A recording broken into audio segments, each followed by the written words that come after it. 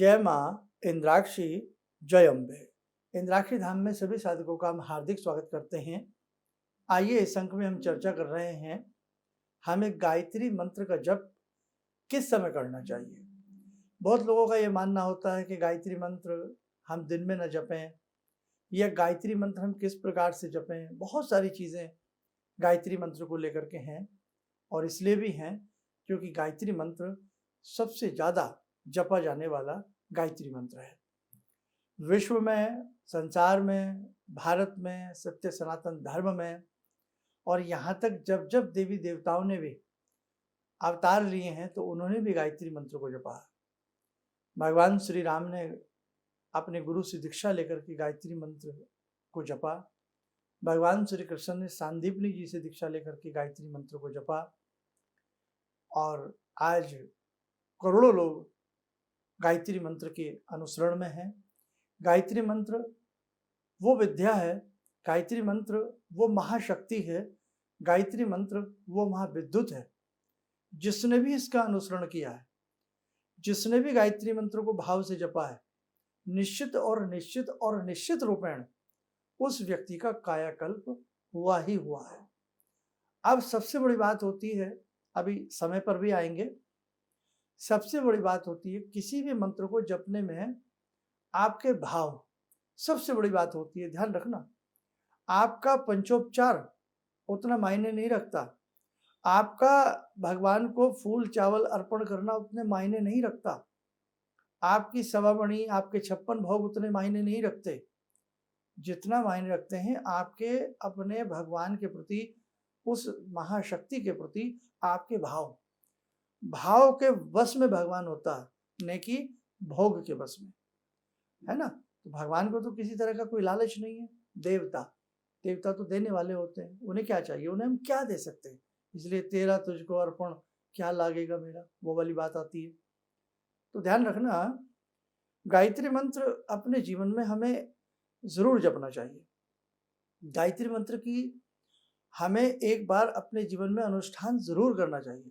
आप लघु अनुष्ठान करें 24,000 गायत्री मंत्रों का, आप पूर्ण अनुष्ठान करें 1.25 लाख गायत्री मंत्रों से, 40 दिन में पूर्ण होता है, 24,000 सप्ताह में पूर्ण होता है। और यदि इससे भी अपर श्रेणी में जाना चाहते हो तो फिर गायत्री मंत्र का महापुरुषरण होता है, वो 24 लाख गायत्री मंत्रों का होता है, जो कि 1 वर्ष में पूर्ण होता है। हम बहुत धन्य हैं कि परम पूज्य गुरुदेव की चरण और शरण हमें मिली है। उन्होंने 24 गायत्री मंत्र के महापुरुषरण किए हैं, अपने आप में एक अद्भुत अनोखी बात है। तो आइए, अभी गायत्री मंत्र पर तो जितना भी बोला जाए उतना ही कम है, क्योंकि ये कामधेनु है। इसका जिसने भी रस ले लिया, जितने भी इसका स्वाद ले लिया, और गायत्री मंत्र की आपको एक विशेषता बताएं। अब जैसे बहुत लोग आज पहली बार हो सकता है ये कार्यक्रम सुन रहे हों, आप दुनिया के किसी भी मंत्र को 10 दिन जपिए, आधा घंटा, और आप गायत्री मंत्र को आधा घंटा 10 दिन जपिए, आपको वहीं पर फर्क नजर आ जाएगा। ऐसा नहीं कि दूसरे मंत्र कमजोर हैं, ना ना ना, ऐसी कोई बात नहीं है। लेकिन गायत्री मंत्र को कामधेनु कहा गया है। क्यों कहा गया है, ये अनुभव की बात है। गायत्री मंत्र महामंत्र इसको कहा गया है। क्यों कहा गया है, यही तो वो अनुभव 10 दिनों के बीच में होता है। गायत्री मंत्र करते ही साधक के मन में एक शांति का अनुभव होने लगता है। गायत्री मंत्र करते ही साधक के मन में एक विश्वास उजागर होने लगता है। गायत्री मंत्र करते ही साधक के मन में एक हिम्मत आने लगती है। गायत्री मंत्र करते ही प्रारब्ध के दोष मिटने लगते हैं। गायत्री मंत्र इतना बड़ा मंत्र है। गायत्री मंत्र की महाशक्ति 24 अक्षरों में निहित है। 24 महाशक्तियां गायत्री मंत्र के साथ काम करती हैं। इसीलिए अलग अलग देवी देवताओं के गायत्री मंत्र, नहीं तो अलग आप किसी भी मंत्र को देखें, एक स्वरूप का एक मंत्र होगा, 2 मंत्र होंगे, लेकिन गायत्री मंत्र सभी स्वरूपों में लगता है। राम गायत्री मंत्र, श्याम गायत्री मंत्र, राधा गायत्री मंत्र, महालक्ष्मी गायत्री मंत्र, गणेश गायत्री मंत्र, पितृ गायत्री मंत्र, सुना है ना। तो आखिरकार क्यों इतना विस्तार, क्यों? तो भाई ये तो एक बहुत बड़ी बात है। अब मैं आपका ज़्यादा समय ना लूँ, बात चल रही थी गायत्री मंत्र को हम किस समय जपें। वैसे तो किसी भी मंत्र में भाव प्रधान है, लेकिन रात्रि में गायत्री मंत्र की विधि अलग होती है और रात्रि में इसलिए मना किया जाता है कि आप गायत्री मंत्र जपें तो केवल मात्र मानसिक रूप से जपें, और वो भी अर्धरात्रि में नहीं। सबसे उत्तम समय गायत्री मंत्र का भोर काल का होता है। किसका? भोर काल का। प्रातःकाल आकाश के अंदर स्वर्णिम सूर्य अपनी सुंदर रश्मियों के साथ प्रकट हो रहे हों और इधर साधक गायत्री मंत्र की जप कर रहा हो। पूर्व दिशा में हमेशा गायत्री मंत्र प्रातःकाल बैठ करके पूर्व दिशा की तरफ मुख करके जपना चाहिए। और जब भी गायत्री मंत्र जपें, परम पूज्य गुरुदेव ने जैसा बताया कि प्रातःकाल सूर्य उग रहा है और उगता हुआ सूर्य मानो हमारे नेत्रों के सामने है, और हम उस सूर्य भगवान से कनेक्शन सीधा करते हुए गायत्री मंत्र का जप कर रहे हैं। नीले नीले आकाश में सूर्य अपनी रश्मियों के साथ, अपनी सप्त रश्मियों के साथ, 7 घोड़े के साथ आरूढ़ होकर के हमें दर्शन दे रहे हैं और हम गायत्री मंत्र का जप कर रहे हैं। ऐसा आप करें तो आप देखें ना, आपको एक अलग ही रोमांच उत्पन्न होगा, आपको अलग ही एक शक्ति प्राप्त होगी। और गायत्री मंत्र जैसे सुबह सूर्य उदय की हम बात कर रहे हैं, सूर्य उदय मिसाल के तौर पर आपके यहाँ 6:20 पर होता है, तो उस 6:20 से 1 घंटा पहले चले जाओ आप।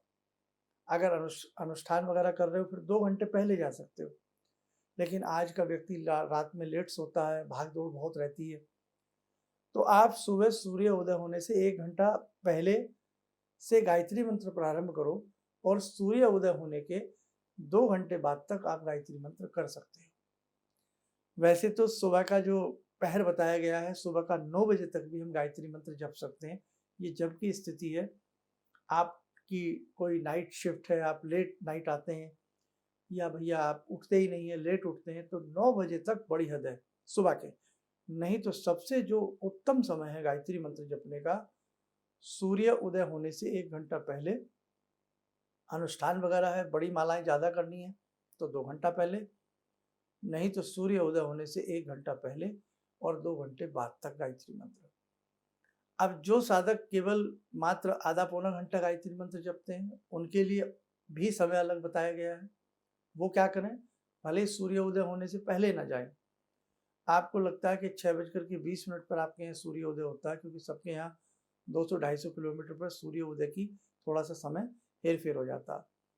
अब जैसे हम पहाड़ों की बात करें तो पहाड़ी एरियो में सूर्य जल्दी उदय होते हैं और पहाड़ी एरियो में सूर्य अस्त भी जल्दी होते हैं। उन्हें मालूम है, जो पहाड़ी एरियो में रहते हैं, उत्तराखंड में, हिमाचल में, आसाम की पहाड़ियों में, उन्हें सबको मालूम है बातें। लेकिन हम जो लोग मैदानों में रहते हैं, समतल में रहते हैं, तो वहाँ अपना अपना सबका समय आ जाता है। आजकल तो नेट पर भी मिल जाता है कि सनराइज का समय, सनसेट का समय।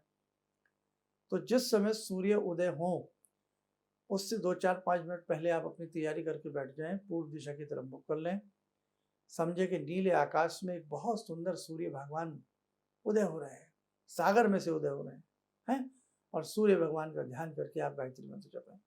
आधा घंटा यदि केवल उसी फिक्स समय जप लें जो सनराइज का समय होता है, सूर्य उदय का समय होता है, गागर में सागर। आप इस प्रकार से सूर्य साधना भी आपकी हो गई, गायत्री साधना भी आपकी हो गई। और अब बात करते हैं हम आपके दिन में। तो दिन में जिनको बिल्कुल समय ना मिलता हो तो वो दिन में भी गायत्री साधना कर सकते हैं। किसी प्रकार का कोई वहम नहीं है, किसी प्रकार का, क्योंकि जब अनुष्ठान चलते हैं तो तीनों संध्याओं में साधक गायत्री मंत्र जपता है, प्रातःकाल जपता है, मध्यकाल जपता है, संध्या के समय जपता है। आपको सुबह समय नहीं लगता, आपको दोपहर में समय नहीं लगता, तो संध्या के समय की बात कर लेते हैं। शाम के समय सूर्य अस्त होने के 1 घंटा बाद तक गायत्री मंत्र किया जा सकता है। ध्यान से समझ लेना, शाम के समय सूर्य अस्त होने के 1 घंटा बाद तक आप गायत्री मंत्र कर सकते हैं। और संध्या के समय यदि आपको लगता है कि सूर्य उदय होने के 1 घंटा बाद तक ही आपको टाइम लगता है, तो बेटर होगा कि आप पश्चिम दिशा में मुख करके अपना जप करें, क्योंकि इसमें सूर्य का ध्यान किया जाता है। और संध्या के समय सूर्य जो है वो पश्चिम उत्तल हो जाते हैं, पश्चिम दिशा में सूर्य देव छिपते हैं, आपको सबको मालूम है।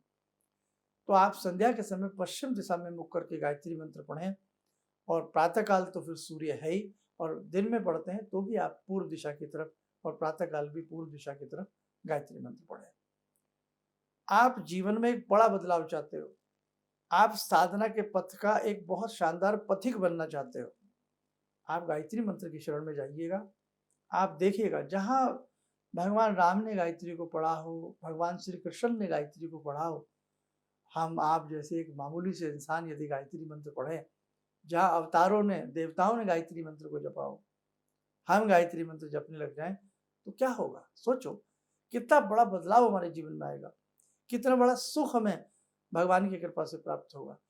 इसीलिए गायत्री मंत्र हमारे संस्कारों में विलिप्त होता है। जन्म से लेकर के मरणोत्तर संस्कार में गायत्री मंत्र का साथ रहता ही रहता है। और स्कूल का प्रांगण हो, किसी भी प्रकार की कोई सभा हो या कहीं कुछ भी हो, गायत्री मंत्र वहाँ पढ़ा जाता है, जपा ही जपा जाता है। चलते फिरते गायत्री मंत्र को अजपा जप के रूप में भी आप जप सकते हैं। और इसके 3 प्रणव लगा करके, 5 प्रणव लगा करके, व्याहतियों में किस प्रकार से संयोजित करके प्रणव को, बहुत विधान है गायत्री मंत्र के। लेकिन एक साधारण साधक को 1 ओम लगा करके गायत्री मंत्र को आराम से 4 पायों में बांट करके आराम से पढ़ लेना चाहिए। ओम भूर्भुवस्वः तत्सवितुर्वरेण्यं भर्गो देवस्य धीमहि धियो यो नः प्रचोदयात्। ठीक है, आप करिएगा। मुझे आशा है जो भी भगवान की शरण में जाता है और उसमें गायत्री की शरण में जाता है, जो कामधेनु कही गई है, सूर्य भगवान का ध्यान करते हुए गायत्री मंत्र जपता है, अपने जीवन में नियम संयम निभाते हुए तप तितिक्षा की तरफ आगे बढ़ता है, वो जीवन में कभी मार नहीं खाता। समस्त कार्य उसके बनते चले जाते हैं और पता ही नहीं लगता कि उसके काम कैसे बन गए। अगर आपको लगता है कि आपका भाग्य परिवर्तित नहीं हो रहा है, आपका जीवन टस से मस नहीं हो रहा है, आप एक बार गायत्री मंत्र की शरण में जाइए और डरिएगा मत कि गायत्री मंत्र शापित है, गायत्री मंत्र ऐसा है वैसा है। तो भैया जो जितनी अच्छी बात होती है उसके उसमें तर्क कुतर्क उतने ही ज़्यादा किए जाते हैं, है ना। तो इसलिए आप जो हैं गायत्री मंत्र की दीक्षा लेकर के गायत्री मंत्र में आगे बढ़ें और अपने जीवन में एक बड़ा चमत्कार आपको जरूर मिलेगा। आइए, जगत जननी माँ जगदम्बा की उपासना करने का समय हो चला है। जुड़ें माँ भगवती से।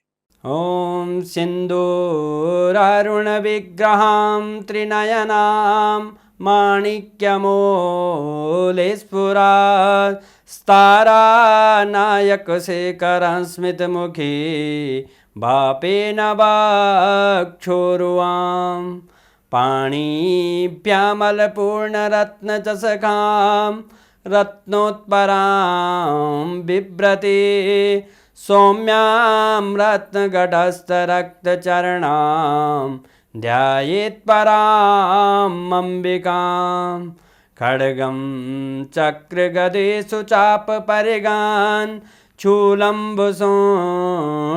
शिरा शङ्खं संदधतीं करे स्त्रीनयनां सर्वाङ्गभूषावृतां नीलासमद्युतिमास्य पाददशकां सेवे महाकालिकां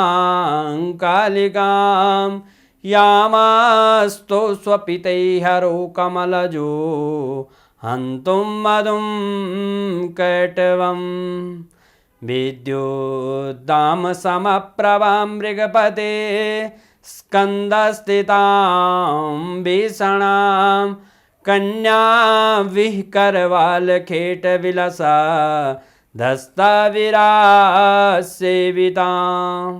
हस्तैश्चक्रगदाशिखेटविशिखां चापं गुणं तर्जनीं बिभ्राणामलिलात्मिकां शशिधरां दुर्गां त्रिनेत्रां भजे। कवच बना लें, ध्यान करें, जगत जननी का शुभ आशीष हम सबके ऊपर बरस रहा है।